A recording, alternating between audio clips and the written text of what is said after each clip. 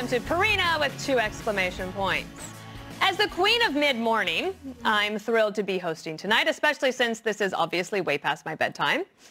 We begin the way all great Fox News shows begin, with a Fox News alert.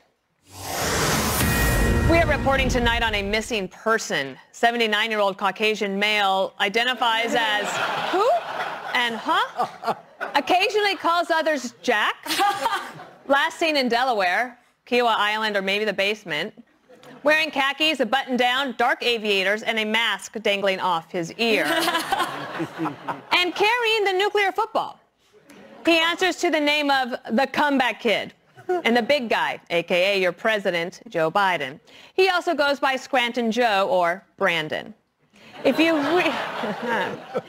really wanted his attention, just say, hey, who wants some ice cream? And he'll come wandering around to your door. The media is searching for him high and low, mostly low because he falls a lot. Strange, right? Considering just last week they told us that after a string of big wins, the president was on a roll, that his stretch of bad luck was behind him, that his poll numbers had hit rock bottom. And like a line of Parmesan cheese under Hunter's nose, there was nowhere to go but up.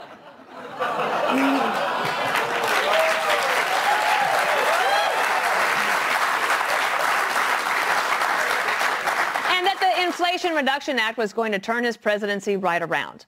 I guess when your EKG flatlines twice a week, anything looks like a comeback. Look at these headlines right here. And this isn't new for them. They've been hyping this all of August. Watch this. Yeah, don't look now, people, but all of a sudden, Sleepy Joe has himself a pretty fat stack of accomplishments. This is a big deal. It is a big deal. This is huge, and I don't think people understand how big this is. This has been an extraordinarily successful 2 years legislatively. Big victory at the White House. Yeah, it's such a big win for President Biden. He's actually interrupting his vacation and flying back to the White House today just for this bill signing. Really big deal. Well, the Inflation Reduction Act, it's in the books, and it's a book that no one is buying, like The Plus by Greg Gutfeld.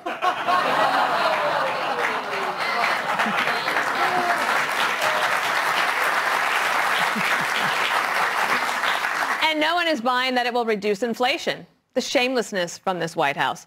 If we can just change the name of a recession, if we can just convince them that despite the record high gas prices they're paying, inflation is actually 0%, we'll be fine. Well, the bill will raise taxes on people making as little as $10,000 a year in order to buy electric cars for families making $300,000.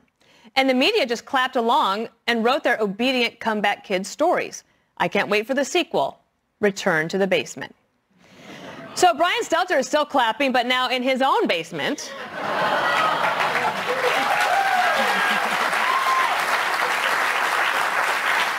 You know, between sobs and bites of DoorDash. He's already eaten 3 drivers. Speaking of eating, families are paying the highest prices in 40 years, and groceries and food, it's so expensive.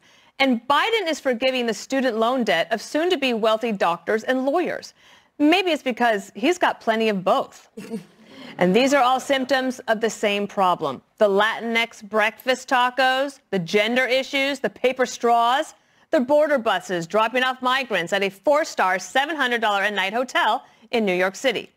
It's permeating all across our nation, like monkeypox, sinking into our daily lives like an unsightly stain on America's national tablecloth.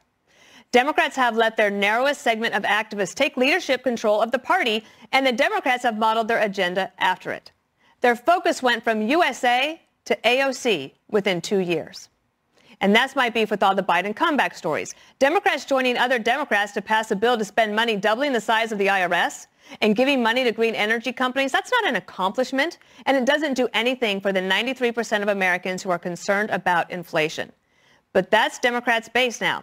Between 7 and 20% of the country that agrees on the furthest left nonsense. And the media that treats those kind of deals like they're solving a climate crisis that they're not really impacting at all. Pointless policy designed by the far left and then cheered on and validated by the far left. It's just another Dem self-licking ice cream cone.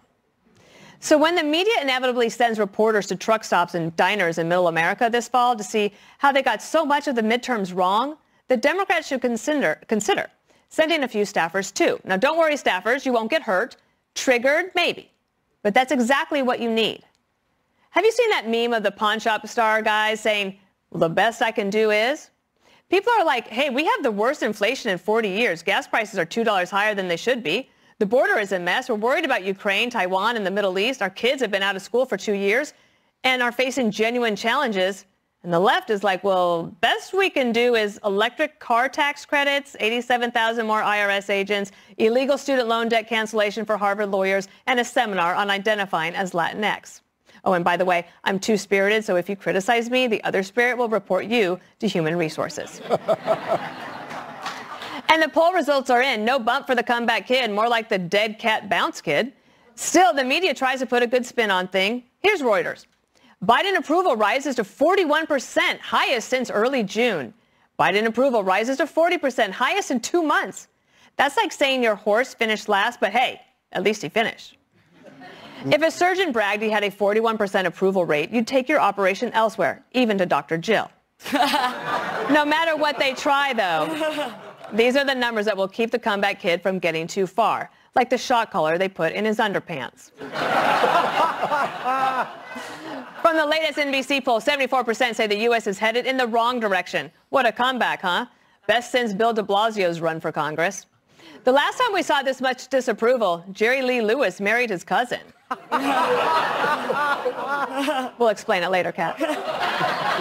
But the sour mood is not just coming from Republicans, and despite the big comeback pronouncements, several Democrats, they are now distancing from the president. It's Washington's fault. They set the rules, weakened our supply chain, and spiked inflation. So when Obama's trade deal threatened jobs here, I voted against it. And I voted with Trump on trade.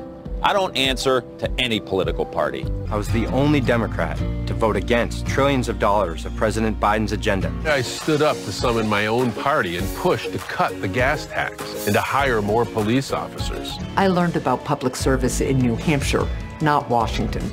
And others are finding reasons to wash their hair on Saturday night when they hear Biden is coming to town, which only makes them want to sniff it more. It's the least popular tour since Gutfeld joined the Chippendales.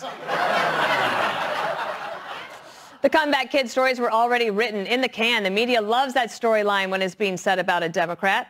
What say you, Joe? No, I don't need any comeback. What are you talking about? I'm here, man. I don't need a comeback. I do things nobody else does. Did you ever try falling up a flight of stairs? Yeah. How about falling off a bike that's not moving? Try it. Doom. I got you, man. You know, I recovered from COVID like 40 times now. I feel great. Come on, man. Yeah, we come back. You talking to me? Come back. You talking to me? That's an honest question, because if you're not talking to me, I'm talking to myself. And I don't do that, Jack!